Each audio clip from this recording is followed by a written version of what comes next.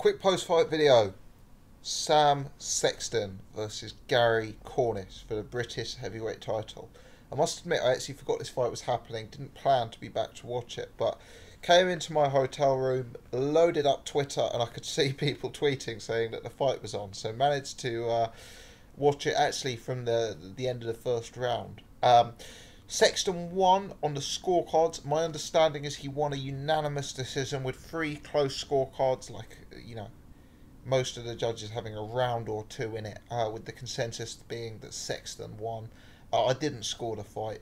My initial instinct is that Sexton winning was a fair decision. The fight started off in the kind of typical fashion you'd expect between a tall, rangy heavyweight in Gary Cornish and a slightly shorter, stockier type of guy in Sam Sexton. Cornish was looking to move, Cornish was looking to box to get his long range work off. The crowd were calling for him to do a 1-2. Sexton looking to stalk, looking to close down his opponent, get into range and try and let off some bombs. Sexton, for me, gave up some of the early rounds in the fight. I thought Cornish was very much in the fight for the first half, and Sexton was getting caught clean with some long range work. But as the fight progressed, Sexton began to hurt Cornish and mark him up a bit. Cornish had a nose injury, bust nose. Don't know if it's a broken nose. He seemed to have another cut as well. Sexton was kind of swinging a bit, quite wild. He was throwing a sort of Derek Chisora-esque overhand punch. But the problem with Cornish is he was just too upright, too static, and was just, taking these punches. I'm going to be honest, when this fight was announced, it was very, very negatively perceived. And the fight kind of lived up to expectations. Looking at these two guys, I was pleased for both of them to have their day in the sun. But if you look at both of their resumes, the resumes are very, very thin. If you pull up a list of the best opponents that either of these guys has beaten, it's highly questionable whether either of them deserve on merit to be fighting for a British title. And neither of them have looked overly spectacular, in their careers to date as well. So, the fight kind of lived up to that. It was a bit of a hug fest, lots and lots and lots of holding, quite scrappy, quite clumsy at times, not the biggest amount of clean work. It was obvious that you weren't watching top class boxing. The power wasn't there, the speed wasn't quite there, the technique wasn't quite there. Both guys fought for 12 rounds, both guys took some punches, both guys landed some punches. It wasn't the worst fight you'll ever see, but it looked to me more like an area title kind of level than a British title fight.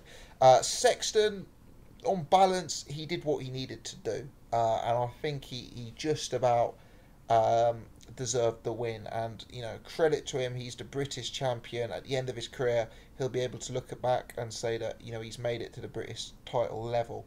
He's a fighter who he's had some moments in his career. If I recall, he actually won prize fighter, and then I think he's taken a few losses when he stepped up in level. So from memory, and I haven't actually box checked him, but from memory, I think he lost to Chisora twice, and I think he lost to David Price as well. So he's kind of historically been below that level, and sort of struggled for a bit more momentum and a bit more activity up against the lower levels. He's a decent fighter. I was just speaking to my man Jay from the podcast on Twitter. Jay said he doesn't see too much between a Sam Sexton and a David Allen, and I think that's a fair point. They're not worlds apart. I think Dave Allen is potentially a bit more schooled, a bit sort of slicker, possibly a bit more technique going on there. I think Dave Allen may also be a bit more durable than Sexton if we look back at some of Sexton's career defeats. But he's that kind of level. And looking at this fight, looking at the two guys, you'd have to say there are any sort of number of guys who are currently classed as slightly below British level who you'd pick to walk through these two. You'd certainly pick Daniel Dubois. If Daniel Dubois fights Sexton or Cornish, don't be surprised if Daniel Dubois wins that fight in a round. If Nathan Gorman fights Sexton or Cornish, don't be surprised if Nathan Gorman puts a real schooling on and an impressive performance, potentially ending in a knockout. There's other names you'd throw into the mix as well. Ian Lewison, Joe Joyce, maybe even the likes of Nick Webb, David Allen. You know, I don't know if Hughie Fury's going to want to drop from a world title fight against Joseph Parker to that sort of level. Yeah, but these are guys who are substantially above Sexton and Cornish for my money. David Price, he's already got a win over Sexton. He's looking to come back into the mix. Potentially that's a rematch that could be made for the British.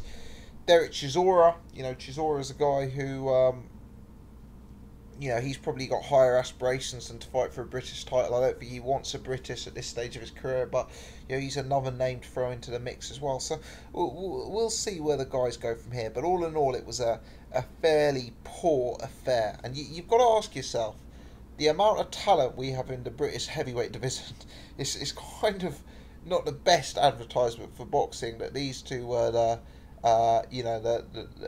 British title fight, because there was an opportunity to put on a good fight, an eye-catching fight, a fight that would generate some hype around the British title scene, and unfortunately what we got was a hugfest with limited attributes on display.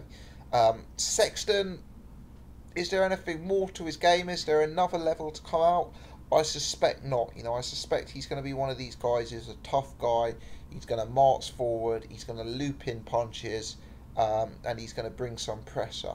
Will he be outboxed? Very likely. Will he be too easy to catch by the bigger punches in the division? Very, very likely.